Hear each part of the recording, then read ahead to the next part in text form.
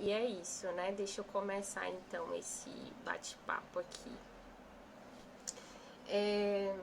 Como vocês sabem, eu perdi recente meu pai, né? E hoje eu quero falar sobre esse assunto, tirar as dúvidas de vocês referente à minha perda, mas falar sobre outras perdas também que a gente costuma ter, né, na nossa vida.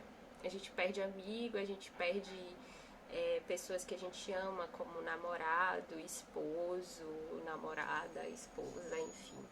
A gente perde emprego, né? A gente perde um objeto, um celular que a gente compra novo, alguém rouba, ou a gente quebra algo que é muito significativo e valoroso pra gente.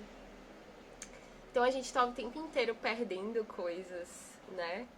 E eu quero falar um pouco sobre os sentimentos que permeiam as perdas. Vão escrevendo pra mim. Tem uma caixinha de perguntas aqui, eu acho que é por aqui.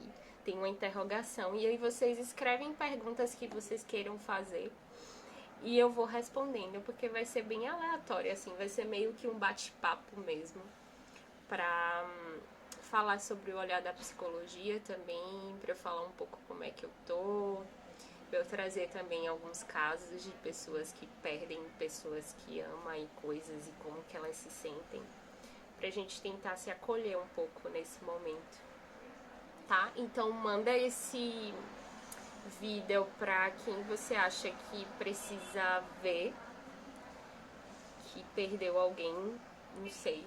Tá tudo ok aí na transmissão?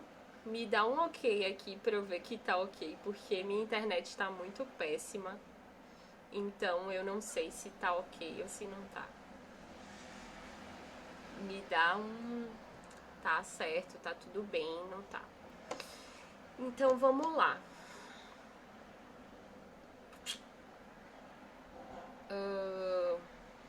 Tem uma pergunta aqui, né? É normal a dor da perda se dissipar em 2 dias, mesmo eu amando com todas as forças? Assim, não existe um normal, não existe um padrão, né? Ainda que os manuais de saúde queiram enquadrar num padrão, né? No que até tanto tempo, até 6 meses é normal a pessoa estar em luto, até um ano é normal estar em luto, depois disso não é normal. Ou a pessoa vai sentir dor e luto por 2 semanas e depois disso ela já precisa procurar ajuda, porque senão pode se tornar algo crônico, patológico, uma dor crônica. Não existe ainda um consenso, né, de como que a gente vai passar por isso. Não tem um consenso teórico, né? Cada um pensa de uma forma e analisa de uma forma assim, né, muito genérica. Cada um é cada um e cada um vai se comportar no luto e numa perda de uma forma. Tem gente que vai chorar, tem gente que não vai chorar. Então, isso é muito relativo, né? E aí quando você diz, eu senti a dor da perda, mas ela se dissipou em 2 dias. Será mesmo que ela se dissipou, né? Qual a relação que você tinha com essa pessoa? Tá todo mundo me ouvindo, gente, pra eu não estar aqui falando pro vento? Diz aí pra mim, manda mensagem aqui, deixa eu ver. Eu tô aqui perdida, eu não sei se eu tô falando com alguém, se eu não tô. Eu não tô vendo nada. Então,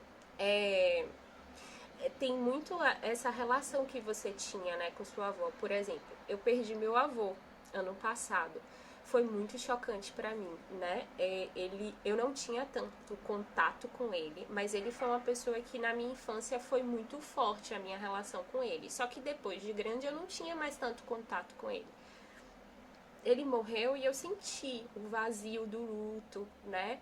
Eu senti eu senti a falta de energia do luto, mas isso durou uma semana, 2, né? Depois ela foi se dissipando. E isso não significa que eu ainda não o ame, que ele tenha sido alguém importante para mim, percebe? Então isso varia muito de pessoa para pessoa e da relação com aquele seu objeto, né? Você tinha contato com sua avó por um tempo, Depois, como era a sua relação com ela, né? Você vivia a sua vida em função da sua avó. Talvez se você vivesse em função da sua avó, isso seria muito mais forte, muito, né, mais intenso para você. Então, isso varia muito. E você sentir uma dor muito forte em 2 dias e nos outros dias ser mais tranquilo, não significa que você não ame essa pessoa, né? E eu acho que tem uma continuação da resposta que é essa. Eu sinto, mas não é dor. Não choro, mas me emociono. Eu escrevo, perdi minha avó tem 7 dias. Então, olha só, você sente, mas não é aquela dor forte, né, do início. Você se emociona, você tem uma ligação, né, de dor da perda, mas que já está mais amena, né? Ou que é uma tristeza, mas que você já se relaciona com ela de alguma forma. Será que você não já aceita, né? Ela ter partido? Então, enfim, tem essas relações que a gente precisa entender para você entender também o seu processo de luto com ela, né? É algo mais ou menos assim. Não tem uma regra, não tem uma fórmula. Caixinha, mandem pergunta aqui na caixinha. Se vocês estavam mandando pergunta na caixinha, eu também comecei a não ver. Oi, Lu. Gente, Lu foi uma pessoa super incrível quando meu pai morreu. Ela é assistente social e eu quero falar sobre a humanização e a importância das assistentes sociais no ambiente hospitalar, né? E elas ajudam nesse trâmite todo, né? De resolução de problemas no óbito e, enfim, a intermediar junto com o médico. As assistentes sociais e as enfermeiras são pessoas incríveis nesse processo. Se não fosse a enfermeira que estava com meu pai na UTI, né, que a gente não podia ver porque ele estava na ala Covid, apesar dele não estar com Covid. Se não fosse a enfermeira que atinasse para fazer uma videochamada, e ela disse que era uma iniciativa própria dela, que não é um protocolo hospitalar, né, deles, assim. Foi uma iniciativa dela. Se ela não tivesse feito isso, eu não teria tido um último contato com ele não tinha tido um último contato com a família. E essa enfermeira ficou com ele até 2 horas da manhã conversando, porque ela percebeu que ele estava com medo, né? Então foi muito importante uma enfermeira humanizada perto dele, né? E a assistente social Luciana ajudou bastante, porque meu pai é do interior, então ela fez todo esse contato de conseguir uma funerária, porque a gente não tinha condições de fazer o enterro dele, de pagar as coisas, né, que o custo é muito alto. Então ela conseguiu com a prefeitura de lá. E esse é um direito também, né, nosso, enquanto cidadãos, assim, cidadãos, que o Estado ele pode custear, né, todo esse processo necessário para o enterro. E Luciana, que é assistente social de lá do interior de meu pai, ela fez todo o processo, é amiga da família também, né? Então mandem a pergunta aqui para a caixinha que eu vou respondendo. Não tá aparecendo, né? Não tá aparecendo mais perguntas aqui. Apareceu que tem perguntas novas, mas eu não consigo ver. Então eu não sei o que fazer. Tem uma pergunta aqui, muito boa. O bebê da minha prima morreu há 4 meses. Peraí que minha mãe tá falando alto. Falando alto aqui. O bebê da minha prima morreu há 4 meses e a médica diagnosticou o luto como depressão. O que é que você acha?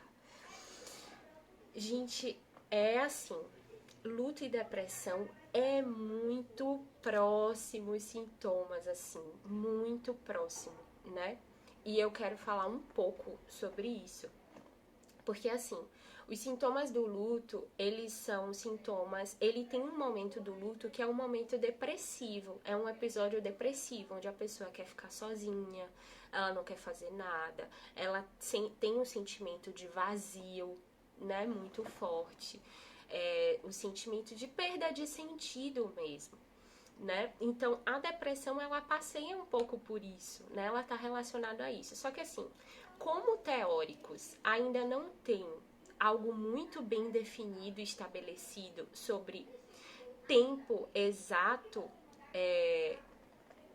então Carol, pode ser um problema do Instagram. Agora que apareceu sua mensagem, não sei se você respondeu agora.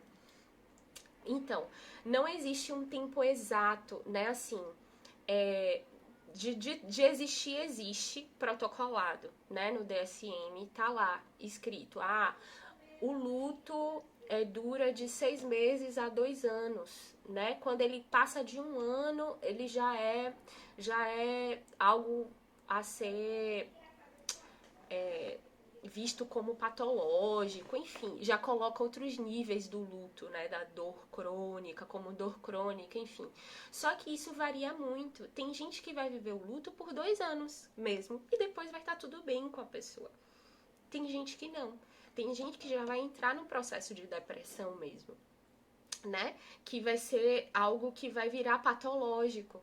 Então, isso varia. Aí tem lá no manual que, por exemplo, o luto pode durar até 6 meses. Depois de 6 meses tem que se preocupar porque pode estar relacionado a algo mais pontual de uma patologia, uma comorbidade.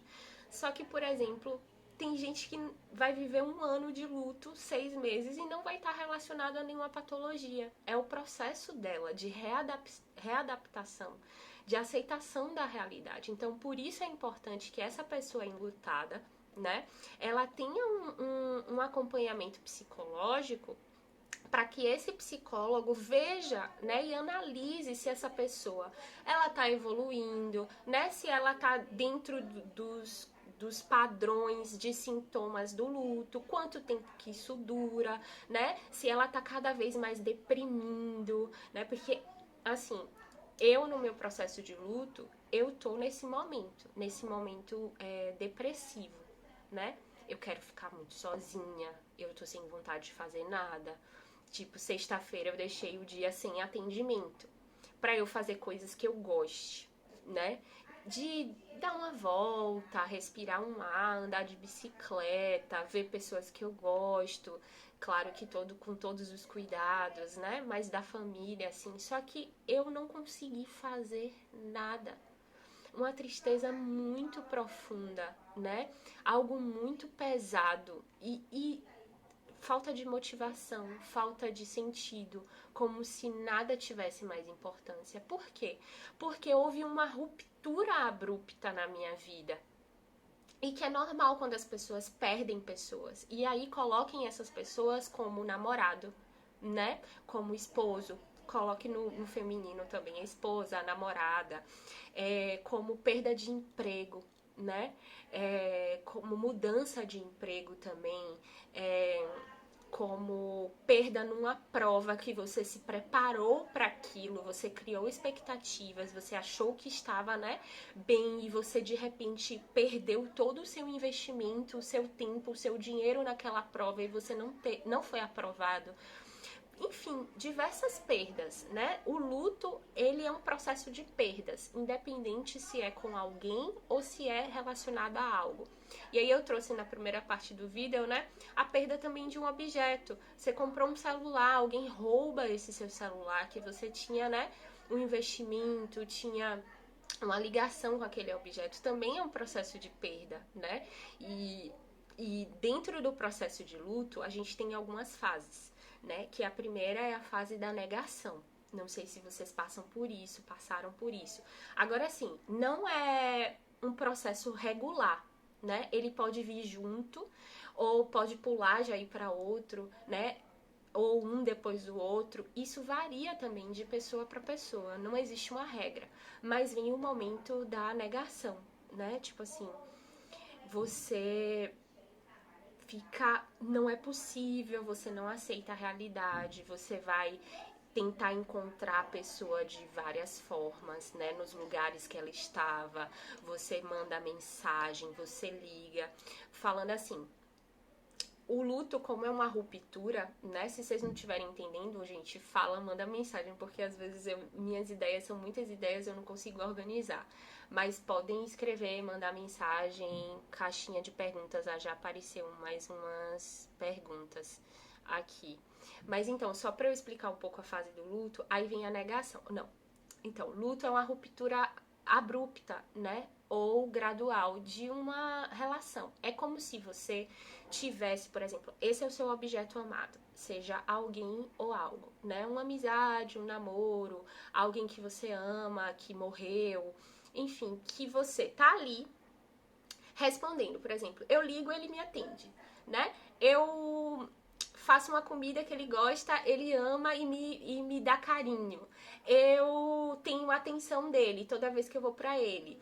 Eu tenho sonhos e planos, projetos com essa pessoa ou com esse algo. Então tá tudo fusionado, né? Tudo que eu faço, como eu respondo, ele me reforça positivamente, ele me retribui, ele consequencia algo pra mim que é muito bom.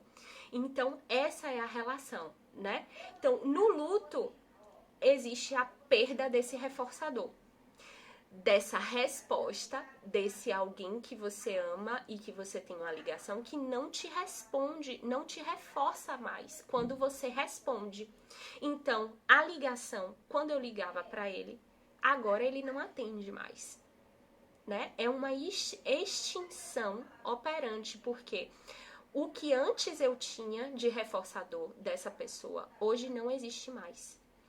Se antes, quando eu ia a determinado lugar, aquela pessoa estava e aquela pessoa me dava atenção, me dava carinho, hoje em dia não existe mais essa resposta. Essa pessoa não vai me dar atenção, não vai me dar carinho. E aí vem aquela frase, meu mundo caiu, né?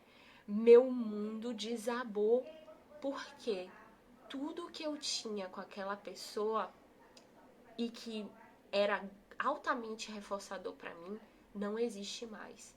E aí vem a negação. Não é possível.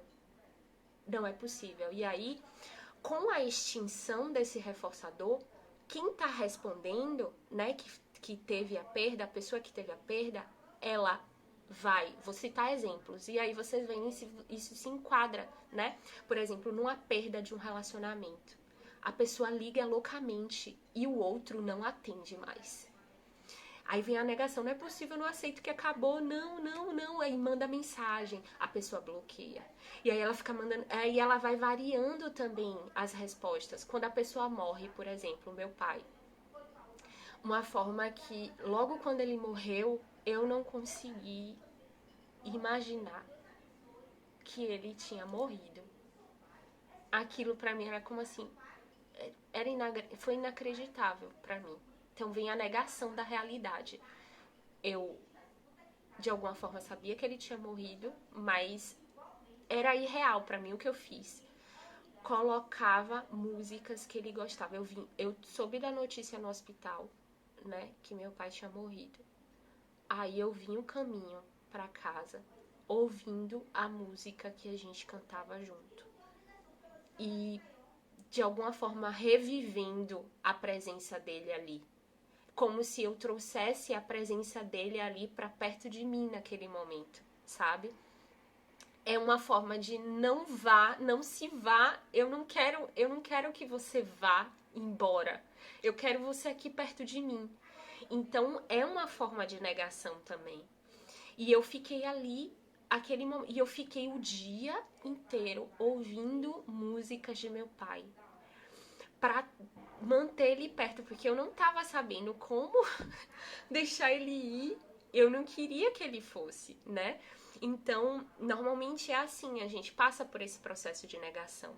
Outras pessoas, elas vão entrar nesse processo de negação indo para os lugares, né, para ver se vê a pessoa, seja a pessoa que ela não tá mais se relacionando ou a pessoa que morreu, ela vai lá naquele lugar, ela caça, ela liga, ela manda mensagem mesmo sabendo que essa outra pessoa não vai responder, porque ela não aceita, ela nega essa realidade, né?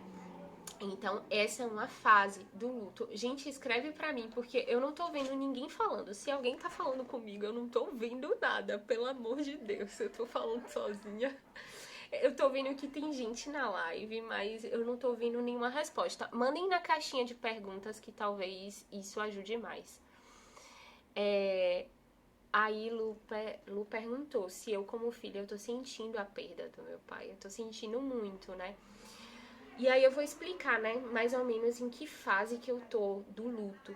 E pra você que tá passando por alguma perda, né, seja de amizade, seja de namoro, de relacionamento, seja de emprego, todo mundo passa por essas fases, só que cada um vai sentir de uma forma, né? E ela vai se estabelecer de uma forma. E depois ou concomitantemente a essa fase de negação, vem a fase de raiva, que é a fase de não aceitação, né, de negação, só que você varia as formas de responder para esse alguém que não tá mais te reforçando, né, te consequenciando coisas. Você varia a sua forma e a sua intensidade. Então se antes você ligava para essa pessoa, agora você liga e você grita, você puxa seu cabelo, você chora loucamente, você rasga, enfim, você varia a sua intensidade. E eu passei por isso. O que foi? Eu fiquei sendo forte o tempo inteiro porque eu tinha que dar apoio, né, à minha família. E quando eu cheguei em casa, depois do enterro, depois de tudo, que eu cheguei em casa e que não tinha ninguém em casa, aí foi a hora. Eu tava em negação, mas eu não tava acessando isso com toda a sua profundidade. E aí foi o momento que eu comecei a urrar de dor. Vocês não têm noção, não. Eu chorei de um jeito que eu nunca acessei esse ponto de dor. Nem no momento exato que meu pai morreu, eu não tinha acessado esse ponto de dor. Porque eu tava ainda negando, né? Porque eu tava ainda prestando apoio à minha família, tendo que resolver 1000 coisas, estando à frente de tudo. Então, quando eu cheguei em casa, depois de tudo isso, e não tinha ninguém, eu chorei muito, eu urrei de dor. E minha dor expressa em lágrimas veio com toda essa intensidade, veio com toda essa força, né? Eu gritava. Eu acho que todos os vizinhos, meus vizinhos, ouviram. Eu gritei, eu senti minhas vísceras. Foi algo muito. E tinha muita raiva. Tinha raiva, né? Tinha cólera, tinha frustração, que Skinner vai falar que são os efeitos emocionais, né, de algo que não é respondido, correspondido, né, dentro dessa extinção operante mesmo, são os efeitos colaterais emocionais. Então, veio tudo isso, e aí eu comecei, e eu perguntava por quê, né, e eu perguntava o porquê para esse Deus, né, que eu tenho essa crença, por que agora? E a gente não consegue aceitar, né? Então, o processo de perda, por mais que a pessoa não morra, a gente também entra com esse processo de raiva e de negação. Por que agora? Porque nesse momento, por que eu? Por que comigo? Por que ele? Né? E aí começa a se ligar a emoções e a pensamentos da dor e do negativo. E aí eu escrevi uma carta no momento que eu tava ali muito intensa, muito doendo, escrevendo uma carta para meu pai. Como se eu estivesse falando com ele naquela hora, porque eu não tive a oportunidade de ter essa despedida. Por mais que a gente tivesse contato sempre, por mais que a gente tomou um café da manhã lindo antes dele ir pro hospital, por mais que eu tivesse dito o quanto eu amava, nunca é o bastante, né? E eu queria ter estado naquele momento de dor com ele, só que os médicos não deixavam por causa do bendito corona. Então, eu não tive esse momento de escutar ele, dele saber que estava partindo e a gente se despedir naquele momento. Eu fiz uma carta como se eu estivesse falando com ele, para tentar resolver uma coisa que não estava resolvida em mim e eu aceitar um pouco mais, né? Porque eu tava negando e tava com muita raiva e tava sem entender. Então era minha última despedida, foi esse momento. Mas assim, tem essa fase do luto, que é a fase, né, da raiva. Minha gente, eu não tô ouvindo ninguém falando. Mas falem aí comigo, eu não sei se eu pauso a live, se eu volto de novo, eu não sei o que eu faço. Mas então, mandem as perguntas também. Falei sobre 2 fases do luto, né? Railu veio com outra pergunta. Você como psicóloga, como está sendo a sua perda e como está sendo o seu psicológico, né? Eu tô, eu tô numa das fases do luto que é a fase depressiva. Tô contando um pouco das fases e como é que eu tô passando por elas, porque eu sou ser humano, gente. Eu tenho todo o conhecimento teórico, né? Mas a gente sabe que a prática ela é humana, ela sente. Então, por mais é que nem um médico, o médico ele vai ser impedido de adoecer? Não. Por mais que ele domine todas as técnicas, por mais que ele saiba, conheça tudo muito bem, né? Ele pode pegar um coronavírus e pode morrer por corona, né?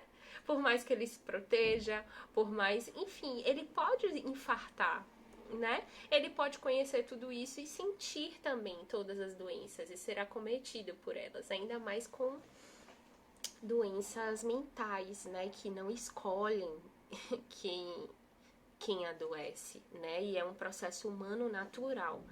Então, o sofrer é natural, né? Não é normal ser feliz o tempo inteiro. Isso não é normal. O normal é você sofrer, é você ter momentos de tristeza e momentos de felicidade também.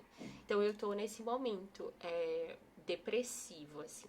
Então, ó, passei pela fase de negação, né, que é a primeira fase do luto, que as pessoas que perdem alguém, seja por morte ou por perdas mesmo, né, de términos, empregos também, elas passam por essa negação, passam pela fase de raiva, né, que vem o sentimento de cólera, de frustração, né, e tem a outra fase, que é a terceira fase, que é a barganha, que é assim, o que é que eu poderia ter feito para que essa pessoa não fosse embora?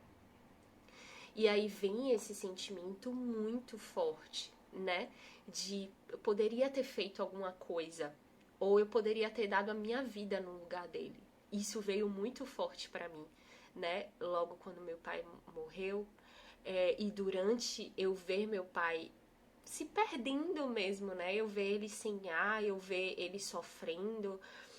Desde quando ele começou a sofrer, que eu vi que ele tava perdendo, que eu tava perdendo meu pai ali, o meu sentimento foi de dar a minha vida no lugar dele, de fazer uma troca. Então, vem isso muito forte, né? O sentimento da barganha, que é esse lugar de, meu Deus, o que é que eu faço? E aí, olha só, num término de uma relação, é assim também, às vezes, seja uma amizade ou alguma coisa, tem esse momento de barganha, né? Por favor, pelo amor de Deus, o que é que eu faço diferente? Ou a gente se culpar, né, de que se tivesse feito de determinada forma, aquele relacionamento não teria se perdido.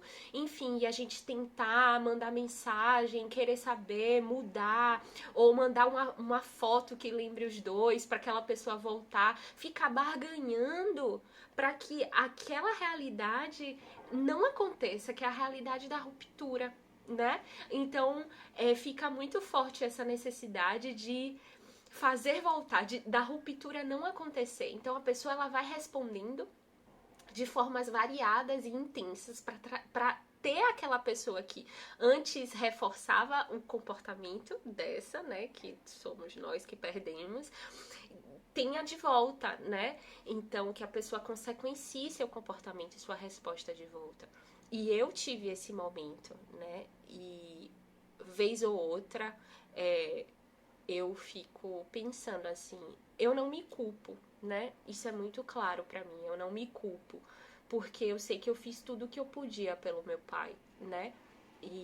Mas assim, eu fico pensando de que eu queria ter dado a minha vida por ele.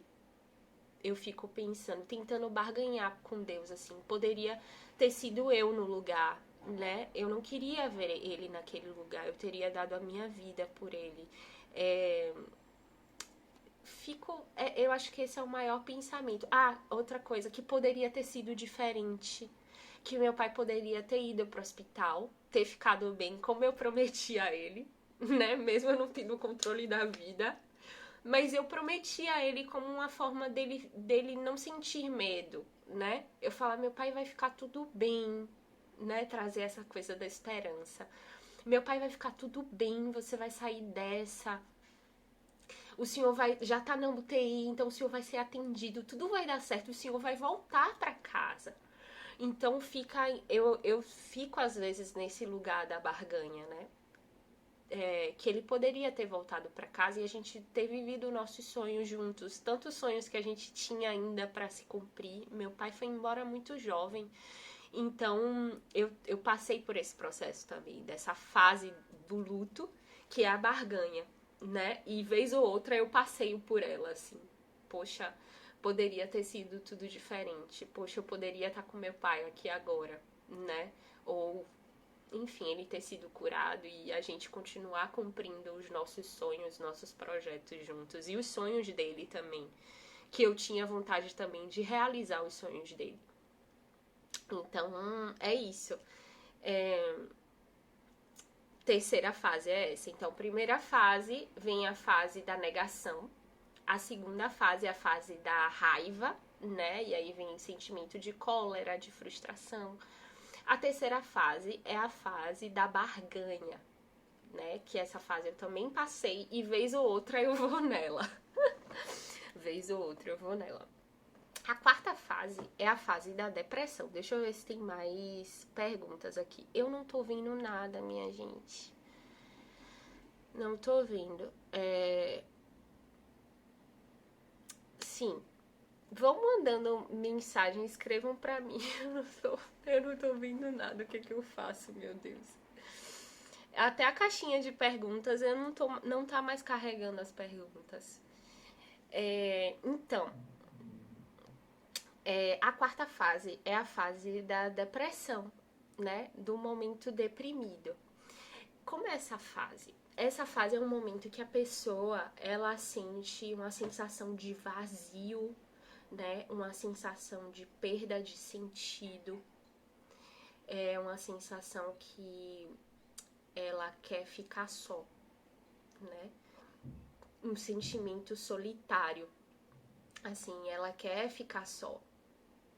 Não tem mais sentido fazer as coisas que ela fazia, porque olha só, tudo que ela fazia era em relação a esse algo e alguém, né, de alguma forma. Então, é como se para ela não faz mais sentido responder como antes, porque não tem mais o reforço daquela pessoa, né, que era importante para ela. Então, ela entra no processo, a pessoa entra no processo de diminuição da frequência de resposta, porque ela já tentou de tudo, ela respondeu de tudo e não teve retorno, porque a pessoa de fato ela foi embora, né? Porque aquele emprego foi embora, porque seja a pessoa morreu ou aquilo se destruiu, aquilo acabou. Então a pessoa entra nesse processo deprimido, né? Depressivo, que faz parte do luto. Né? Não tem como a gente dizer se é depressão, porque tem que demorar um tempo pra gente entender se é depressão ou se é um episódio depressivo que faz parte do luto. Então, mas é isso, a pessoa entra nesse processo, né, de não sentir vontade de fazer nada. Desde o processo de luto, ela perde sua energia, né, suas forças, se sente triste. Nesse processo deprimido já não tem tanta raiva, é um esgotamento mesmo e uma inércia, aquilo que era importante na vida dela hoje em dia não é mais, né? E vem muito choro o tempo inteiro. Eu não tô vivendo isso de chorar o tempo inteiro porque eu tô durante a semana me ocupando de coisas, né? Eu voltei a atender, então eu não tô assim, mas nos primeiros dias desse episódio depressivo, eu fiquei 3 dias na cama sem levantar, sem fazer nada, sem comer. Eu não consegui, quando eu vi que, tipo, depois daquele acesso de raiva, né, da fase da raiva, que eu vi que, e da negação, que meu pai não estava mais e que não adiantava o que eu fizesse, meu pai não ia voltar. Eu deprimi e eu fiquei na cama, não consegui fazer nada. Então, esse episódio depressivo, ele é bem assim. É meio que você para de emitir respostas que antes você estava emitindo para tentar ver se aquela pessoa voltava, para tentar ver se aquele emprego voltava, para tentar ver se aquela pessoa respondia para você. E aí você, de tanto fazer isso, né, você vê que não tem jeito, que não tem como. Então você entra nesse processo. Eu tô um pouco assim, nessa fase, né? Deixa eu ver que mais perguntas. Acho que a fase, Nery Interiores, acho que a fase mais complicada é a de pós-aceitação de que a pessoa que morreu, o vazio que fica. É exatamente. Na verdade, esse processo de vazio, né, e de perda de, às vezes, perda de sentido, tá um pouquinho também imergido de não aceitação da nova realidade, um pouco, né? Ao mesmo tempo que tem o processo de deprimido, né? Da realidade, que tipo assim, e agora? Né? Não faz mais sentido, né? O processo deprimido, o episódio deprimido tá carregado de vazio, de perda de sentido. E também pode ter o processo de aceitação, porque tá, a realidade é essa, tá posta. E no processo de aceitação, olha só, pra gente saber se a gente tá mesmo no processo de aceitação, a gente precisa ver se a gente consegue responder da mesma forma que antes dessa pessoa. A resposta é como se a resposta voltasse a ocorrer antes do reforço, de ser reforçada por essa pessoa, por exemplo. Eu consegui voltar, né? Por mais que exista a dor ali muito forte, né? Eu consegui voltar a fazer as mesmas coisas que eu fazia, a responder como antes dessa pessoa me reforçar, né? Eu consegui voltar a viver minha vida mesmo como antes, né? Eu consegui voltar a sentir prazer nas coisas antes de ter esse reforço, que eu só tinha prazer quando essa pessoa me reforçava. Agora que eu não tenho mais ela, eu consigo ter esse prazer, né? Nas coisas, eu consigo viver a minha vida apesar da dor, da saudade. Eu consigo voltar a ter um sentido na vida apesar de não ter mais aquela pessoa, apesar de sentir o vazio. Aí sim eu já estou, né, entrando num processo de aceitação. E o processo de aceitação também está muito ligado a você não fugir e não esquivar de novos reforçadores, de viver uma nova vida, né? De se adaptar ao novo, à nova realidade. Então, é perceber também se a gente está realmente aceitando, né? Eu tô realmente aceitando ou eu estou fugindo disso para não lidar com essa realidade? Se eu não tô fugindo, se eu não tô me esquivando, se eu tô aceitando a realidade no sentido de voltar a me comportar de formas que independem desse reforço desse outro alguém, né? Se eu volto a encontrar sentido, se eu volto a me expor a novos reforçadores, a viver o novo nesse novo ambiente, mesmo sendo antigo, né? É um ambiente antigo, mas que não existe mais aquele alguém. Se eu me deixo viver e experienciar essa nova realidade, aí sim eu estou dentro de um processo de aceitação radical mesmo, né? Mas assim, a dor, ela vai continuar. E realmente, eu acho que é o mais difícil mesmo. É você aceitar radicalmente que aquela pessoa ela não vai estar mais ali. Eu ainda não cheguei nesse processo de aceitação radical. Tem uma semana e alguns dias que meu pai se foi, né? Se eu não me engano, fez 2 semanas, vai fazer 2 semanas amanhã, não tenho certeza. Mas eu ainda não aceitei radicalmente, porque eu ainda tô no processo de... Porque o que acontece? Quando a gente se liga a algo ou alguém, aquilo acaba fazendo também parte dos nossos projetos de vida, né? A gente se liga também, constrói um sentido de vida a partir daquilo ali.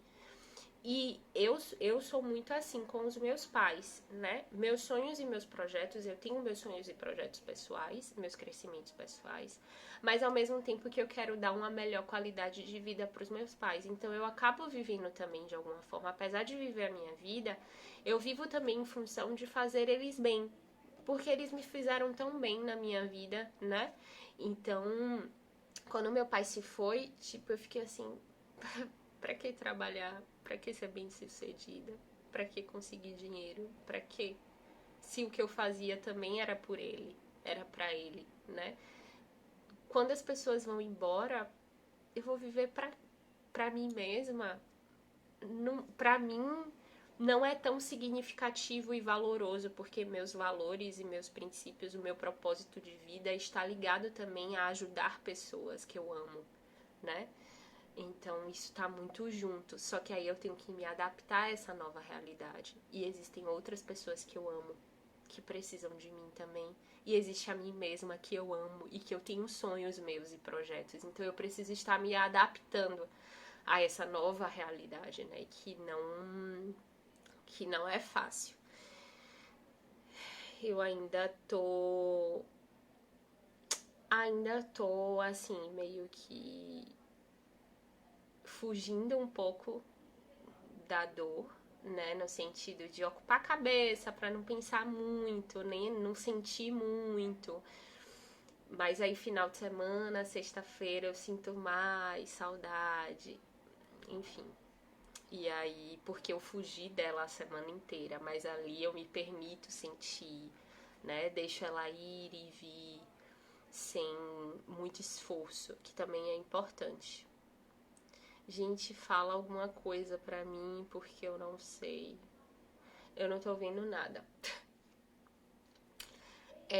Orestes perguntou: você acha que devemos ser educados desde a infância a aprender a perder? Acho. Acho muito. E eu sou muito a favor da gente dar animais para crianças, né? Para elas verem o início, o meio de uma vida e o fim, né? Esse animalzinho indo embora, esse animalzinho partindo, ajudar nesse processo, né? De elaboração de uma perda, né? Que as pessoas vão embora mesmo, né? E para ajudar nesse processo de aceitação. Eu não tive muito contato com... Eu não fui ensinada sobre a morte. Eu comecei a entrar em contato sobre o ato de mortes, né? De perdas, na adolescência, que começou-se a falar sobre isso comigo, mas na minha infância ninguém falava sobre isso, né? Era meio que um tabu também. Eu acho que as pessoas não sabem falar sobre isso, né? Porque ninguém sabe lidar, ninguém, entre aspas, é muito generalista, mas a maioria das pessoas não sabem lidar muito com a morte. Então, por mais que eu tenha uma ligação hoje em dia com a morte, de que eu acredito que exista vidas pós a morte, né? Eu ainda não sei lidar com isso. Não sei. Porque é um processo muito difícil. É muito difícil. Mas acho que precisa, assim, histórias infantis. Já existem muitos livros de história infantis que falam sobre a perda, sobre o luto, né? E perdas acontecem. Perdas acontecem na vida o tempo inteiro. Desde quando eu era pequena já era difícil pra mim perder. E a vida é um jogo mesmo, de perdas e ganhos, né? Só que meu próprio pai, ele tinha questões com perdas. Então, ele não ensinava a gente sobre perder. A gente tinha que ganhar. A gente tinha que ganhar. Então, as perdas pra mim eram muito trágicas, sempre foram muito trágicas, né? E eu vivo o tempo inteiro pensando sobre isso, elaborando, é todo um processo terapêutico que eu faço, né, quando eu perco, porque realmente me devasta. Mas aí, graças a Deus, a psicologia me salvou, a psicoterapia me salvou, né, e me ajuda a lidar melhor com essas perdas. Mas ainda assim é um processo bem difícil. Acho que sim. Desde a infância nós devemos ser educados que não existem super-heróis, né? Que os super-heróis da vida real, eles morrem, né? Eles perdem. Então, aceitar esse algo cíclico da vida, a criança desde cedo aprender que se perde sim, que as coisas se quebram, né? E que elas não podem ser substituídas. Tem coisas que nunca vão ser substituídas. Mas nossos pais, pelo menos da minha geração, meus pais não me ensinaram isso. Eles tentavam substituir as coisas para não me fazer sofrer, né? Não chore, não chore não, por favor. Por exemplo, meu pai morreu e eu tinha que me segurar para não chorar, porque para minha mãe é muito sofrido me ver chorar. Ó que doideira, né? Mas minha mãe é assim. Minha mãe, quando vê alguém chorando, ela sofre tanto e ela fala: não chore não, não chore não. E aí fala pra pessoa não chorar pra não sofrer. Porque as pessoas não aceitam o sofrimento e que o sofrimento faz parte da vida e que as pessoas precisam chorar, precisam sentir tristeza, né? Precisa doer, mas aí vem nosso pai, nossa mãe, não foi. A gente cai, né? A gente se rala, vem nossos pais. Não, não foi nada não. Mentira, passou. Não passou, tá doendo. Deixa eu chorar aqui, deixa eu entender que a vida dói. Deixa eu entender aqui que a vida dói e que vai doer. Vai doer brincando, caindo, se ralando e que faz parte da vida. Doer, sofrer, entristecer, né?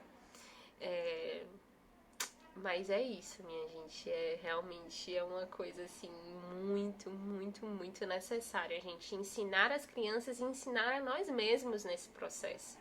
Porque a gente também quer fugir disso, né? Porque às vezes é muito insuportável essa dor, né? Muito dolorosa. Mas minha gente, deixa eu ver se ainda tem mais. Vão falando aí, minha gente. Eu não tô vendo ninguém. Foi muito bom pra mim ter entendido que o luto é necessário, mas ainda é muito difícil aceitar. Realmente é muito difícil aceitar. Eu vou falar algumas coisas que são importantes, né, no processo do luto. Primeiro é a gente aceitar a perda. Aceitar é um processo difícil, eu sei que eu tô passando por isso, né? Mas aceitar é o início da cura, da transformação. Tudo que a gente não aceita, que a gente continua negando, a gente nunca vai resolver e a gente vai sofrer mais do que o normal, se existe o normal, mas dentro do seu normal, dentro do que é a sua dor. Um exemplo, perda de um relacionamento. Se eu não aceito que o relacionamento acabou, eu não vou viver minha vida, eu vou continuar sofrendo por aquilo e sofrendo por não estar vivendo a minha vida, né? E vendo o outro viver a vida dele, né? Eu vou sofrer mais do que o sofrimento da ruptura, né? Eu vou juntar outros sofrimentos àquilo.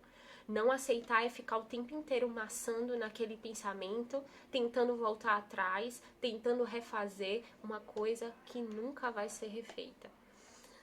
Tem uma música de Pablo, eu acho, sei lá, Pablo do Arrocha, eu acho que alguma coisa é como um cristal quebrado, não cola jamais.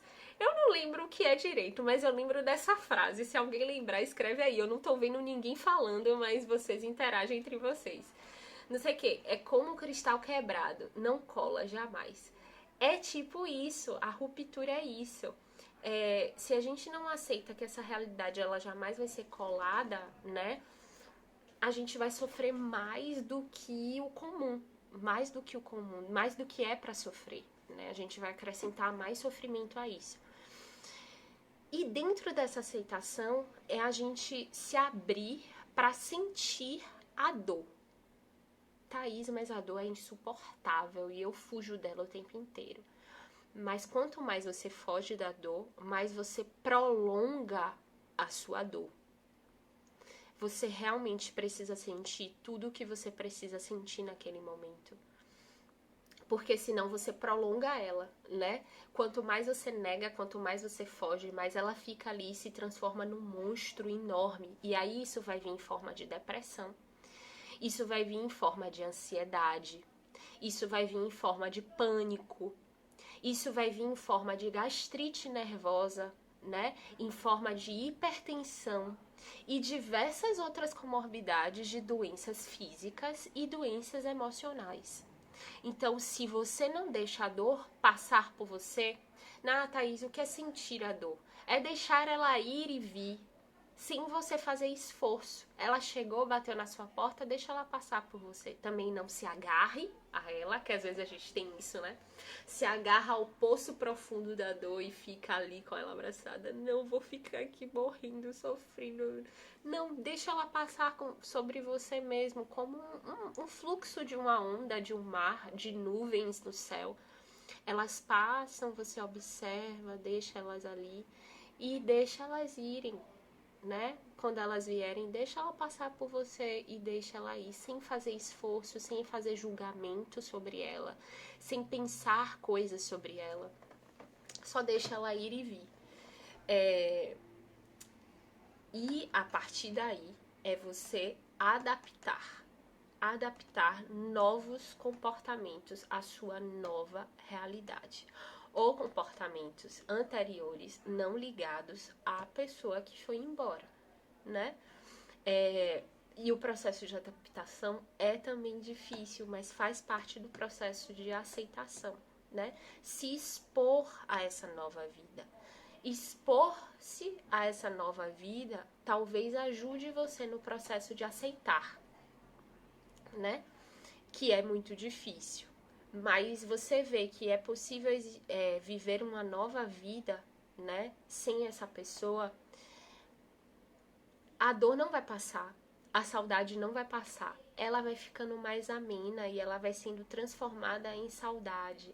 Ela vai sendo transformada em outra coisa. Vez ou outra a saudade vai vir mais forte.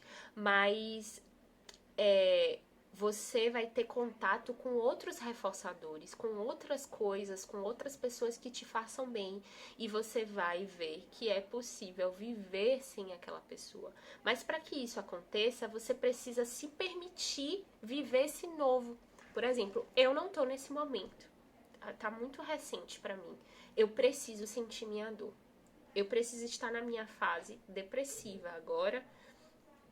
Não no sentido de abraçar, de me agarrar a ela, mas é um momento que eu preciso reelaborar, eu preciso sentir o que eu preciso sentir. E eu não tô afim de ficar me esforçando socialmente, porque isso exige energia, e eu estou sem energia, e eu preciso respeitar meu momento. Mas também eu preciso entender o limite dessa fase depressiva, né? Até que ponto eu tô me privando de reforçadores novos, né? E me enfiando num poço profundo de dor, para que isso não se transforme numa patologia, né? Mais grave. Então, mas assim, precisa haver e viver sua fase. E esse processo de aceitação é realmente difícil. Mas você precisa ir se abrindo também a essas novas possibilidades de viver, né? De existir. Que não é fácil, é difícil. Uma coisa boa para você sentir a dor, né? Voltando a um dos passos, que funciona muito comigo e que eu recomendo, por exemplo, estou fugindo da minha dor, ou então eu não sei identificar o que eu tô sentindo, né? Eu não sei fazer esse momento de passagem da minha dor, deixar ela ir e vir, eu me apego muito a ela. Uma coisa boa é você, por exemplo, se você gosta de desenhar, é você desenhar sobre sua dor. É você desenhar ou escrever, né? Porque de alguma forma a sua emoção, ela vem, ela passa por você, ela faz o caminho de passagem. Por mais que você não identifique muito bem, você entra em contato com ela ali. No momento que você desenha, no momento que você escreve, no momento que você ouve uma música que tem contato com a sua dor, né? Que tem contato com o que você está sentindo naquele momento e você entra em contato com aquela sua dor. É importante, então sinta ela, né? Deixa ela passar por você, sinta o que você tem de sentir, coloque para fora em forma de expressão, de dança, do que você sentir vontade naquele momento, que não seja exprimível, né? Porque às vezes a gente não consegue dizer o que é, mas a gente consegue sentir, e esse é o mais importante. E aí depois você vai até se sentir um pouco mais leve, né? E ela não vai vir tão forte, cada vez tão forte, mais forte. É uma coisa legal. Minha gente, eu não tô vendo ninguém, não tô vendo nada que vocês estão escrevendo. Eu acho que já tá perto de acabar a live, né? Mas eu vou responder essa pergunta aqui. Se cair, obrigada a todo mundo que esteve aqui até agora. Nós nos ligamos ao nosso psicólogo, sim, nos ligamos sim. E transferimos até papéis, né? Por exemplo, tem pessoas que elas transferem para o psicólogo esse contato e essa relação com mãe, né? Essa relação com seu pai, uma relação com um amigo, né? Então isso vai muito dentro da demanda da pessoa. E aí ela se liga ao psicólogo às vezes daquela forma que lhe é necessária para que lhe seja terapêutico. E o psicólogo ele também vai perceber, né? Por exemplo, às vezes a pessoa precisa mesmo fazer essa transferência, a transferência da mãe que não teve, ou do pai que não teve, com aquela pessoa, ou da pessoa que é atual na vida dela e que ela precisa resolver alguma situação e ela transfere naquele psicólogo e resolve ali na clínica, né, na sala. Então é muito importante essa ligação. O psicólogo ele percebe isso e ele usa isso a favor, né, da própria terapia. Então, esse vínculo é extremamente importante, muito importante mesmo. Faz parte do processo, é muito bom. Minha gente, mais alguma pergunta? Se vocês estão escrevendo, eu não tô vendo. Mas é isso. Eu acho que eu vou encerrar porque daqui a pouco vai acabar. Eu não tô interagindo com vocês, me desculpem, porque não tá aparecendo nada pra mim. Mas eu agradeço imensamente, tá? Vocês terem estado aqui. Foi ótimo pra conversar, que eu tô precisando também. Tava com saudade de conversar com vocês. E quero dizer que psicólogo é ser humano também, né? Não sei se eu falei da última fase. Falei, né? A última fase da aceitação. E psicólogo é ser humano também, né? E eu agradeço a todo mundo que tem se preocupado comigo. Eu estou cada semana eu acho que eu melhoro um pouquinho mais, mas ainda tô no meu processo de luto, de dor, né? Respeitando o meu momento, por isso eu não tô produzindo tanto conteúdo, mas voltei a atender quem tiver interesse em atendimento psicológico, tá? Podem me mandar mensagem, tô ainda. E é isso, mas a vida é um eterno nascer e morrer, são eternas perdas, né? E a gente precisa passar por elas. E eu tô nesse momento. Muito obrigada. Podem me mandar mensagem. Ainda tenho que responder muita gente que eu não consegui responder. E obrigada. Obrigada por essa parceria de vocês incrivelmente aqui, principalmente durante meu processo na UTI, no hospital com meu pai, buscando ajuda, no processo também de perda, vocês incrivelmente carinhosos, cheios de apoio, de disponibilidade em me ajudar. Eu agradeço imensamente, viu? E se tiver alguma outra pergunta, eu respondo depois, que eu não tô vendo nada aqui. Beijo, beijo, beijo.